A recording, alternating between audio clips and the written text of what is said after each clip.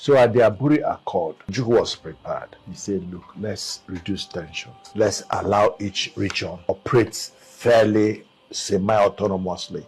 Let's minimize unnecessary contacts that will bring pain and suspicion. It will still remain a country, could have our everything, our defense together, all that. Gowon agreed because he saw that he was going to save the nation from going to war, save the nation from crippling, and restore some peace. He agreed. They signed off. At Aburi Accord. Aburi. So Ojukwu came back and we all hailed and said, thank God we're staving off war and staving off this. A few days after that, Gowon now reneged. He had come, his permanent secretary, permanent whatever, there were those they call super palm sex, and they confessed, people like Asiodu, people like the former Kenzua, the former Oba of Benin, they were super palm sex then.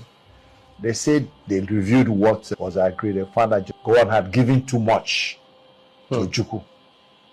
He had given too much to Ojukwu. Can you imagine? Had given too much to Ojukwu. What is the meaning of that?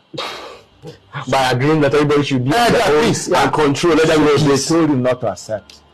Don't you think Western powers were behind the reason why the Aburi Accord failed?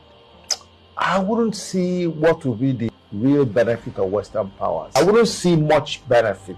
The benefit there is that they said that was the period that the oil was discovered, the oil boom started.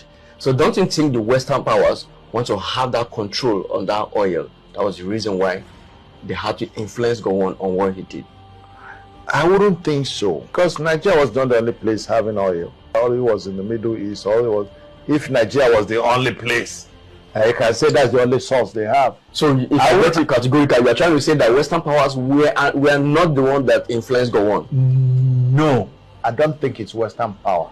I don't think the influence was overwhelming. I don't think so. Why? I believe that it was the same Nigerian conspiracy, the same selfishness, the same greediness of these palm sex. They told us, they had interview that they felt he had given too much. So, it was to protect their own ego. So what do they want to achieve by saying? They wanted to, they say, look, like, they say, how can a part be dictating to the whole? It was just ego. How can it be one man? What he says is what we're going to do. He's just ruling over one part of a nation. We have the 3/4 of the nation. What can he do? How is it? Because 3/4 of what you come to a negotiation. You come with your own 10 points. I come with my own 10 points. We agree on my own 9.